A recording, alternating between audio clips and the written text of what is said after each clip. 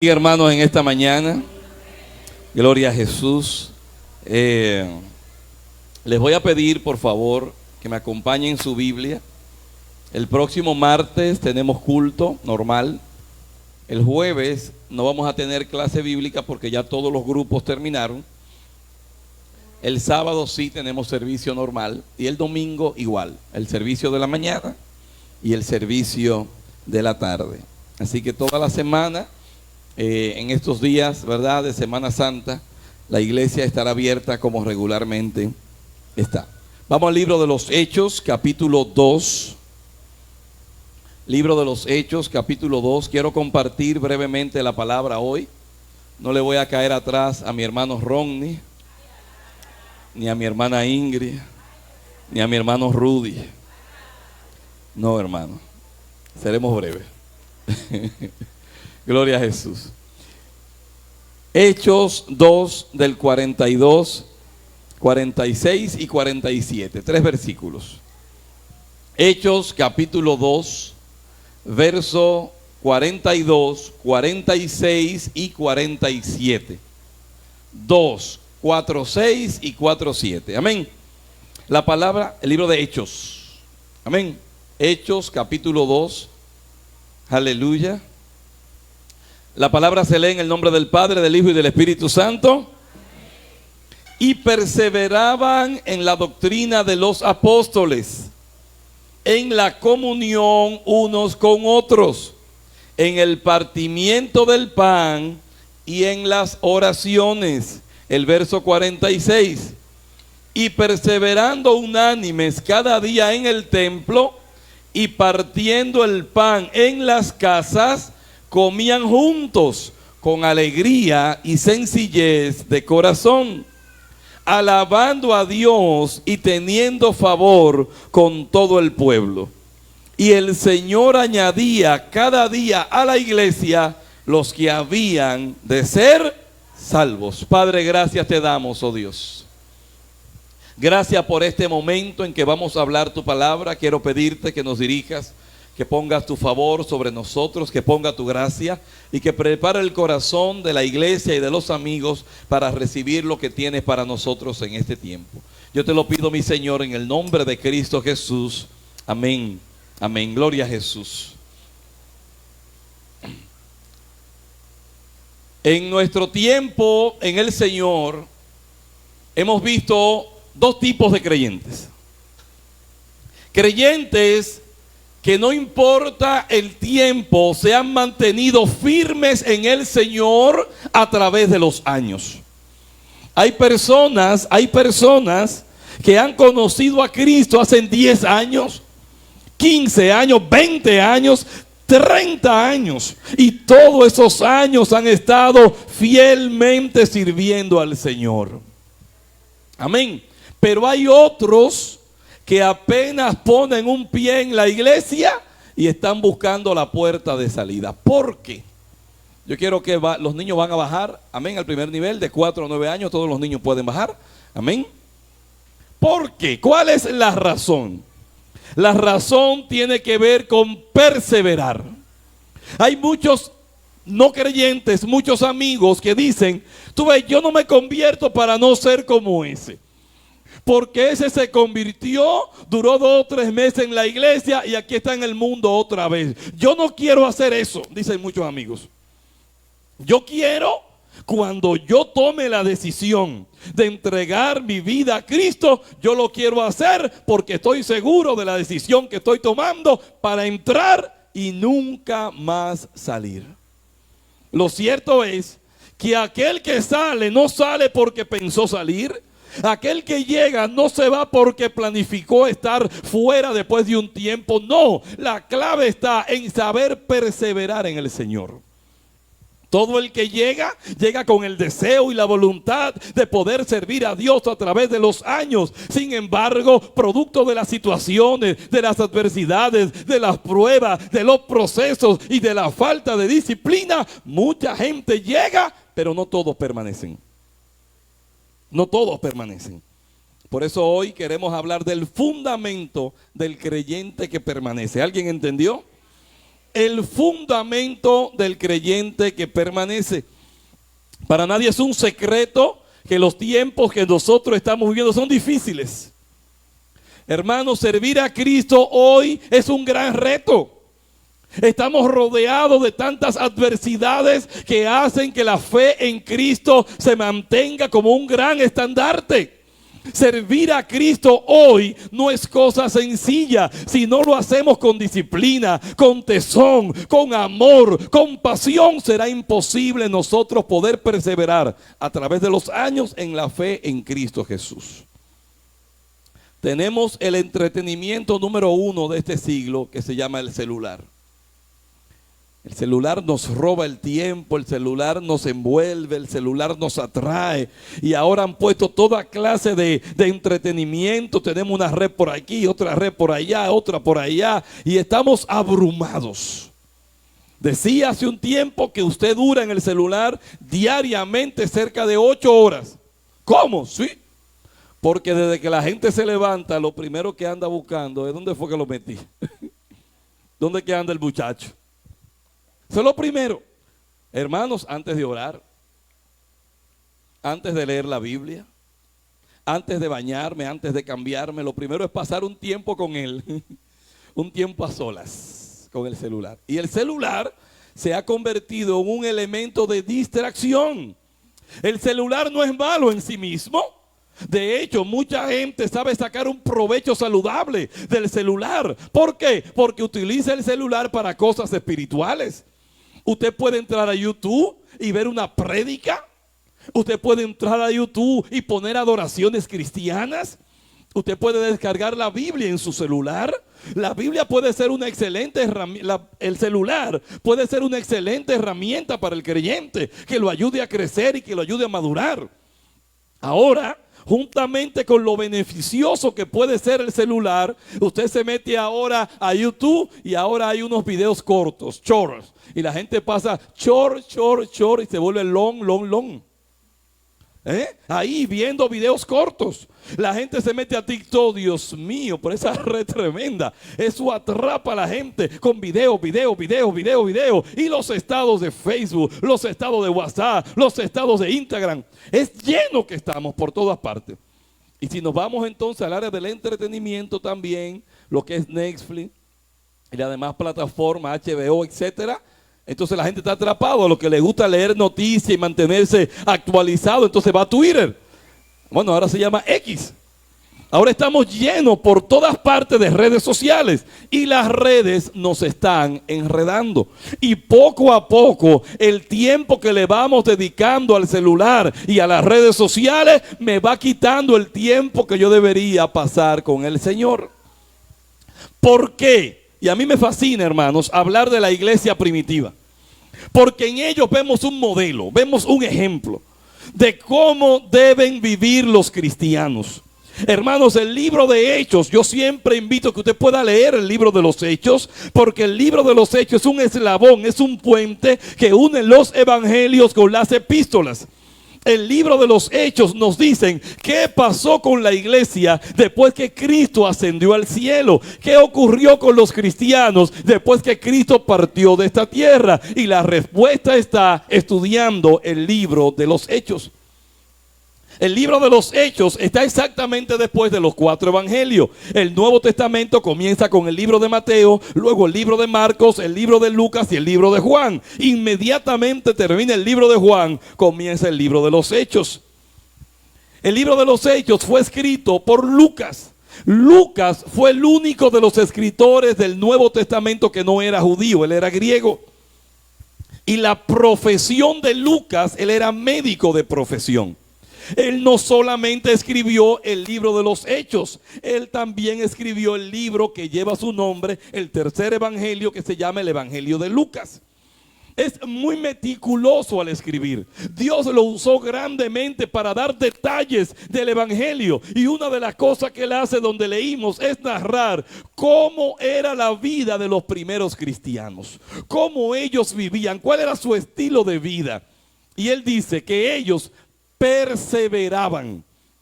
Hay una frase secular que dice: el que persevera, triunfa. Mucha gente no triunfa en la vida cristiana porque no persevera.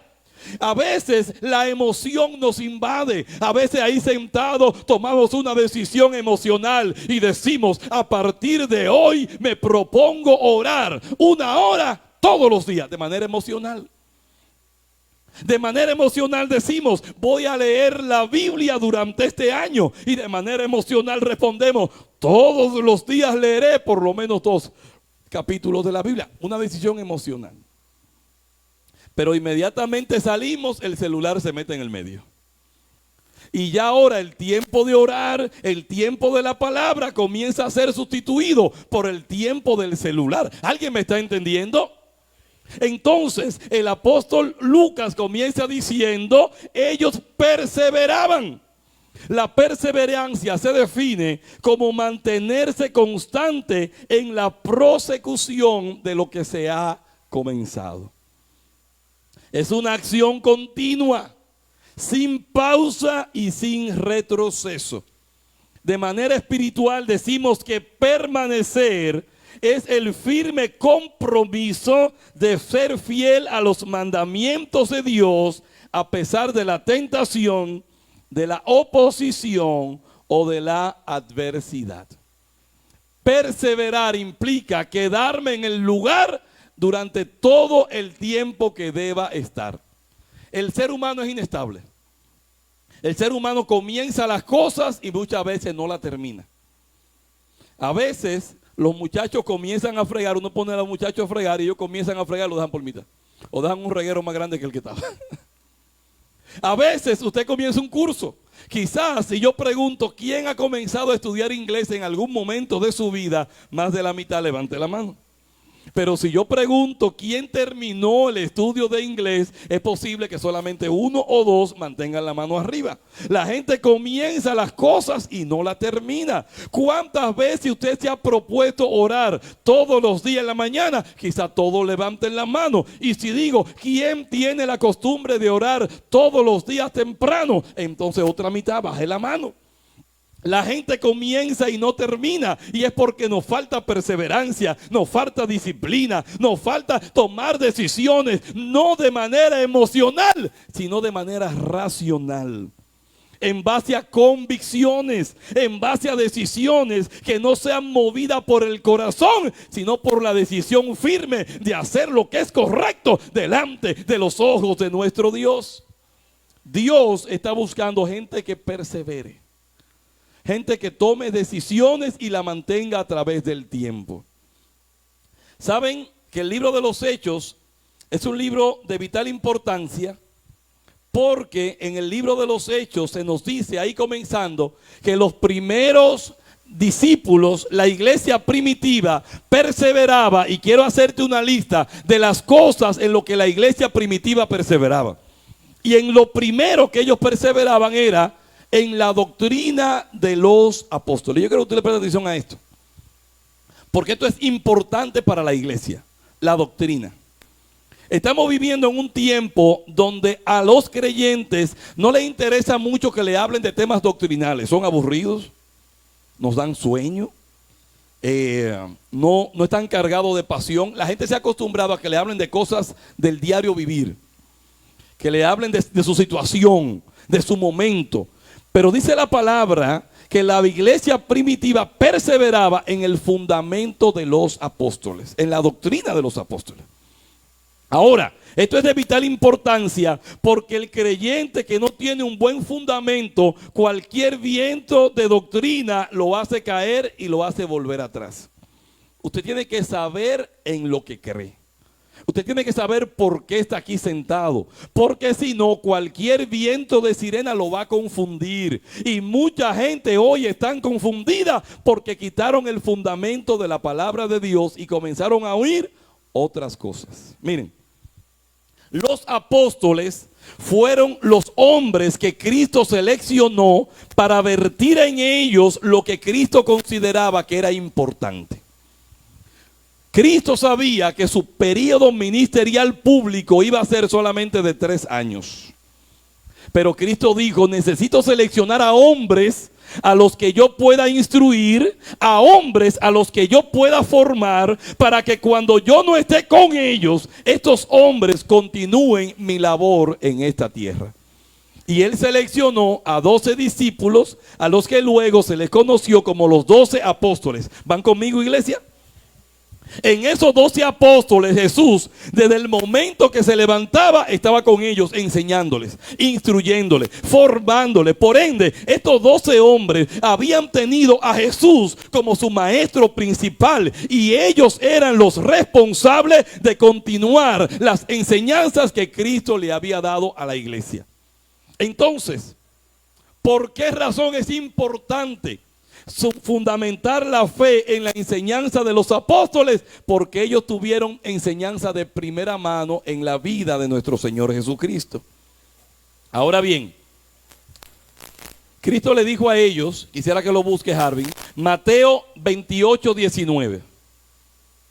Mateo 28, 19. Cristo le dijo, por tanto, a sus discípulos, id por todo el mundo y haced discípulos en todas las naciones.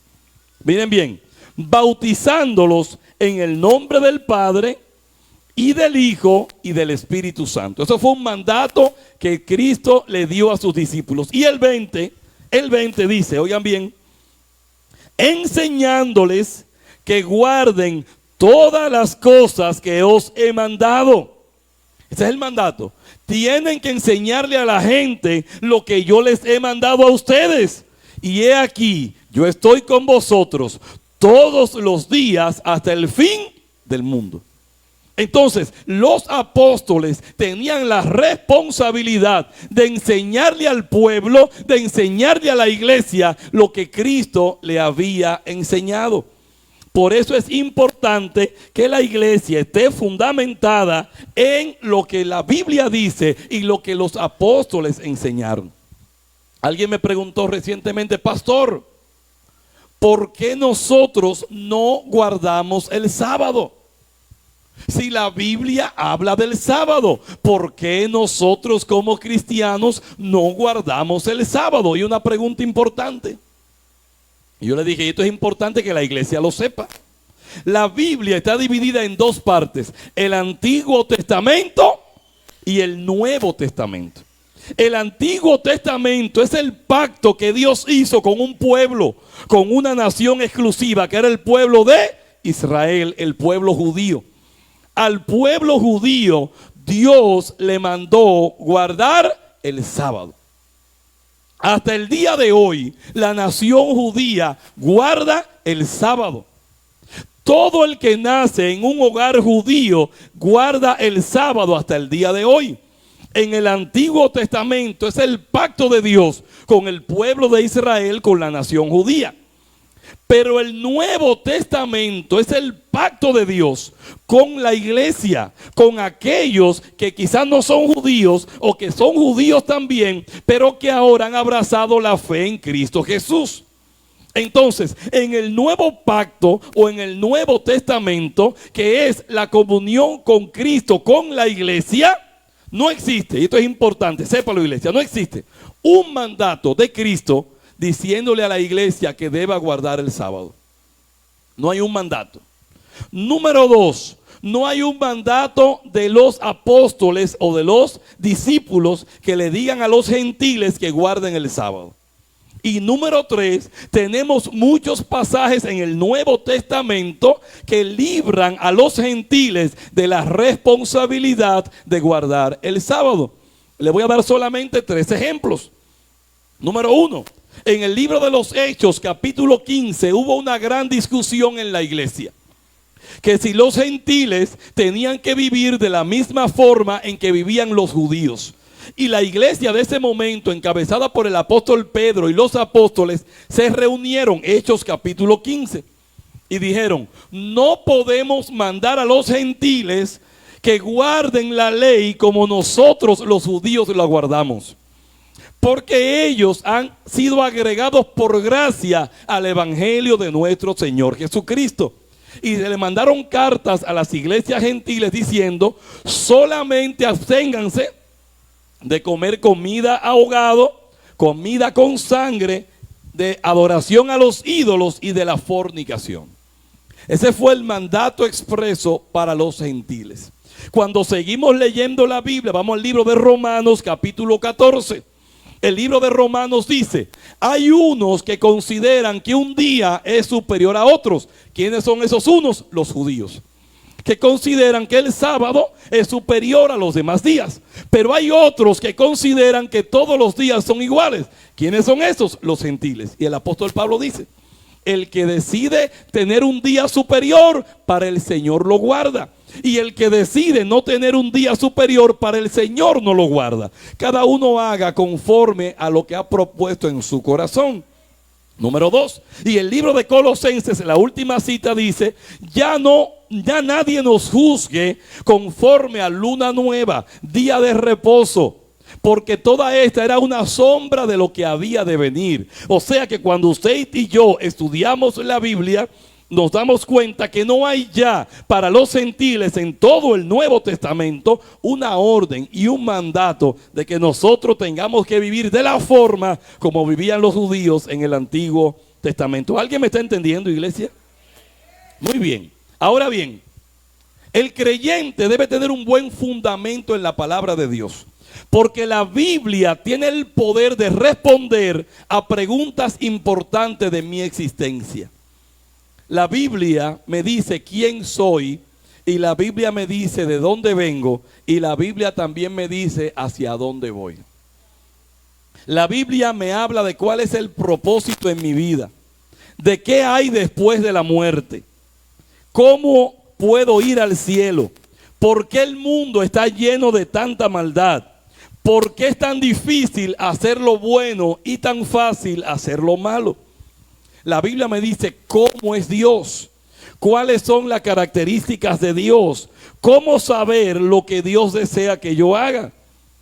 ¿Por qué consideramos? Estas son doctrinas importantes que la iglesia tiene que saber. Yo repito, a nosotros nos gustan los cánticos, nos gustan los coros, nos gustan las alabanzas, pero cuando hablamos de los fundamentos de la fe, muchos creyentes tienen un fundamento de arena. Si yo le pregunto a usted, ¿usted está consciente de lo que creemos a la luz de la palabra, a la luz de las escrituras? ¿Usted es un creyente de fundamento espiritual? ¿Usted puede defender las doctrinas del evangelio? Usted tiene que responder sí o no en su interior. Por eso insistimos tanto a la iglesia de que los jueves es día de formación. No haga otro compromiso. Vaya, fórmese, prepárese, estudie la palabra, profundice en el conocimiento de Dios para que usted sea un creyente de fundamento. Miren, hermanos, tantos años que tenemos en el ministerio y hemos visto creyentes fogosos, creyentes apasionados, pero sin fundamento. Y estos creyentes fogosos y apasionados que carecen de fundamento, cuando viene la primera prueba se caen, se derrumban. ¿Por qué? Porque la semilla cayó en pedregales, comenzó a germinar rápidamente, pero no echó raíces. No había profundidad y eran creyentes débiles. Y cuando llegó la prueba y el proceso, en vez de mantenerse firme, cayeron. El creyente debe tener un buen fundamento. Entonces, las doctrinas me ayudan a saber que estoy fundamentado de manera correcta. ¿Por qué consideramos que la Biblia es inspirada por Dios? ¿Qué creemos sobre Dios y la Trinidad? ¿Puedo defender que Cristo es Dios? ¿Por qué decimos que el Espíritu Santo es una persona y no una fuerza activa, como me enseñan algunos grupos religiosos? ¿Cuáles son las características del Espíritu Santo en la vida del creyente? ¿Quiénes son los ángeles? ¿De dónde vienen? ¿Cuál es su función? ¿De dónde viene Satanás y los demonios? ¿Cómo actúan y cómo atacan al cristiano? ¿Cómo se obtiene la salvación? ¿La salvación es por obra? ¿La salvación es por gracia? ¿La salvación la pierdo cuando cometo una falta, un pecado, un error? La segunda venida de Cristo, ¿cómo será? ¿Cuáles serán las señales de su segunda venida? Ustedes los cristianos hablan de un infierno, ¿Eso es un invento de nosotros? ¿O hay algún fundamento en la Biblia para hablar de la existencia del infierno? ¿Qué es la gran tribulación? ¿Qué es el anticristo? ¿Quién es el falso profeta? Yo necesito conocer estos fundamentos de la palabra. Yo necesito saber cuál es la base de mi fe. Y si algo tenía la iglesia primitiva, es que ellos perseveraban en la doctrina de los apóstoles. Nadie podía venirle a ellos con cuentos extraños. Ellos sabían por qué estaban ahí. Alabado sea el nombre de Cristo. Pero hay otras preguntas que también son importantes en la Biblia. ¿Cómo debo buscar mi pareja? ¿Cómo puedo tener un matrimonio exitoso? ¿Cómo puedo ser un buen amigo? ¿Cómo puedo ser un buen padre, una buena madre? ¿Qué espera Dios de mí como hijo? ¿Cómo puedo ser un buen jefe o un empleado? ¿Qué dice la Biblia de mis responsabilidades como ciudadano de un país, de una nación? ¿Cómo puedo yo cambiar malos hábitos? ¿Qué es lo más importante en la vida?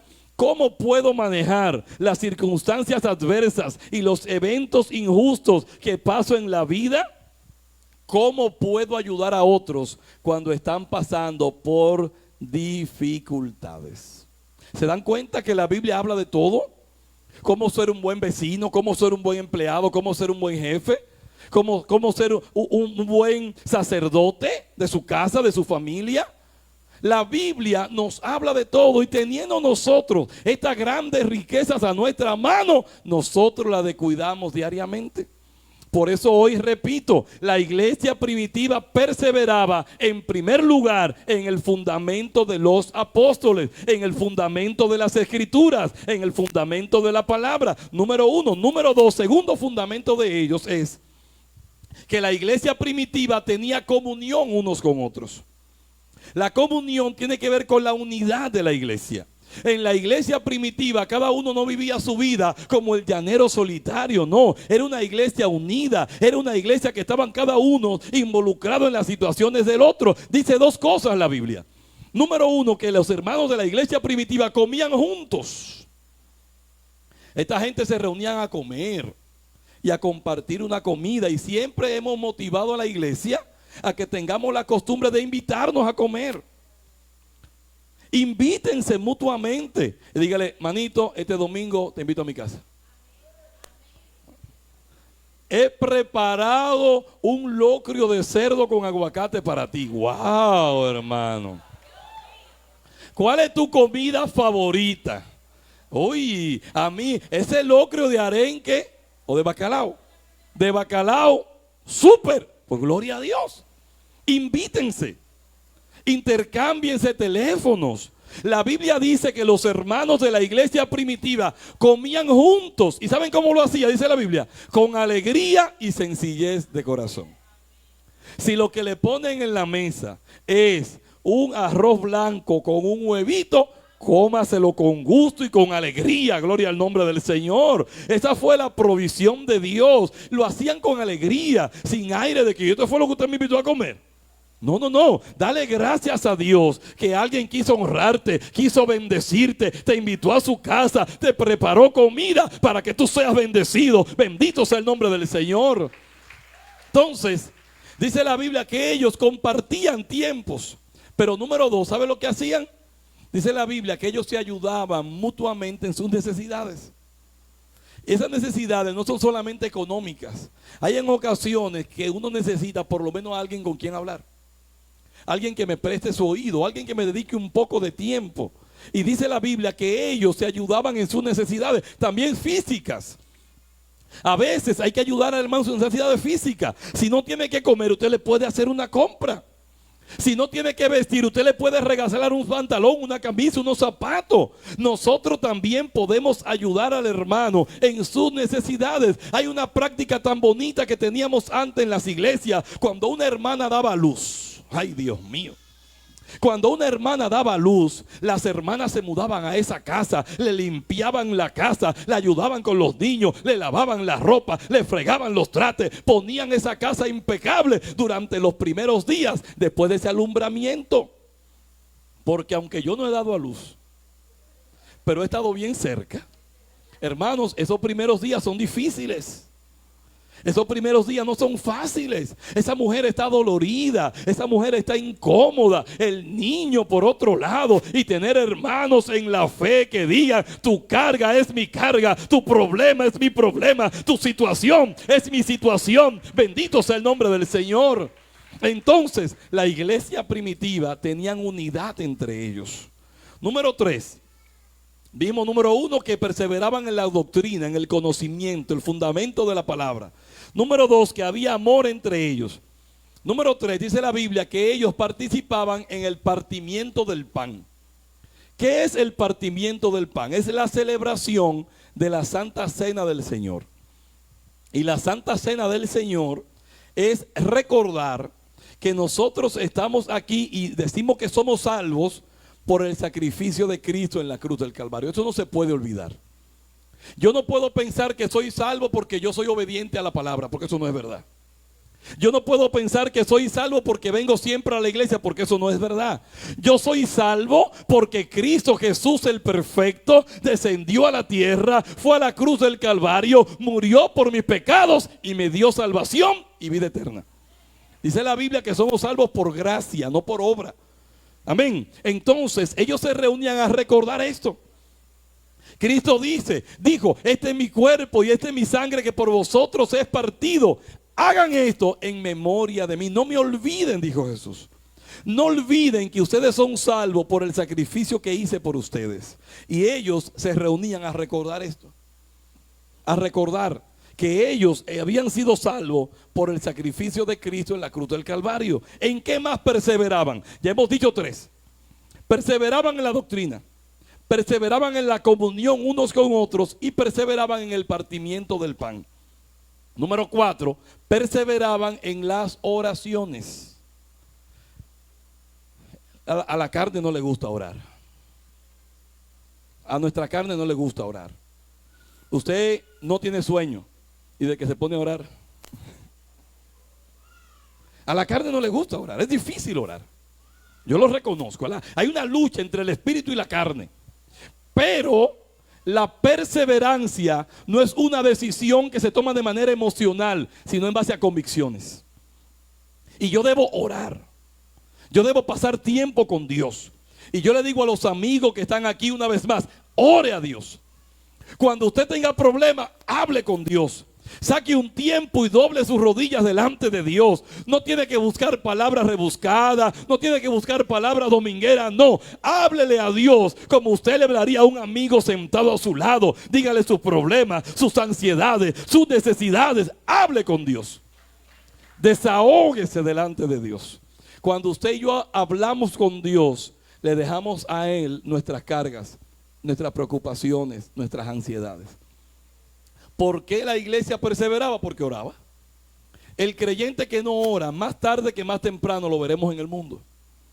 Porque estar aquí depende mucho de Dios y poco de nosotros. Entonces la iglesia primitiva era una iglesia que oraba. Era una iglesia que sacaba tiempo para orar. Número 5, la iglesia primitiva dice que perseveraban cada día en el templo. Eran gente que se congregaban. Eran gente que asistía a la iglesia. Entonces nosotros tenemos que acostumbrarnos a que el tiempo del Señor es sagrado. Yo no puedo dejar el tiempo de Dios porque tengo que lavar, porque tengo que estudiar. No, el tiempo de Dios es sagrado. Este es un tiempo para yo venir a tener comunión con mi Padre, donde yo adoro al Señor y escucho la voz de Dios para nosotros. ¿Cuántas veces venimos cansados, atribulados y tristes a la casa de Dios? Y aquí somos fortalecidos, levantados, restaurados. Gloria al nombre del Señor. La iglesia primitiva perseveraba en el templo. Y usted y yo necesitamos congregarnos. Por eso le digo a los amigos: venga a la iglesia, dedíquele 2 horas a Dios. 2 horas de la semana. Usted dice: estas 2 horas son para Dios. Los domingos a las 9, o los domingos a las 6, o los martes a las 7, yo le voy a dar 2 horas a Dios. Le voy a sacrificar 2 horas de mi tiempo a Dios. Y voy a ir a escuchar la palabra de Dios. Y cuando usted entienda que deba tomar la decisión de entregar su vida a Cristo, aquí lo recibimos con los brazos abiertos. Pero usted puede ser parte de esta iglesia aunque no sea cristiano. ¿Usted escuchó eso? Usted puede ser parte de esta iglesia aunque usted no sea cristiano. Aquí siempre habrá una silla para usted. Y si no hay una, paramos un evangélico y lo sentamos usted ahí también. Pero siempre habrá una silla para usted. Número 6, la iglesia primitiva dice que tenía favor con el pueblo. En la comunidad no creyente, los cristianos tenían una buena reputación. ¿Qué piensan de nosotros los no creyentes? ¿Cómo nos ven? ¿Cómo me ve mi papá, mi mamá? ¿Cómo me ven mis hermanos? ¿Cómo me ven mis vecinos, mis primos y mis tíos? ¿Cómo me ven? ¿Cómo me ven mis compañeros de trabajo, mis compañeros de estudios? ¿Cómo me ven ellos a mí? ¿Tengo el favor de ellos? ¿Tengo gracia sobre ellos? ¿O ellos tienen una mala opinión, un mal concepto de mí? Esto es importante, porque la Biblia dice que usted y yo somos luz en medio de las tinieblas. Y muchas veces, como creyentes, tenemos que aprender a masticarnos la lengua. Cuidado cómo reaccionamos delante del no creyente.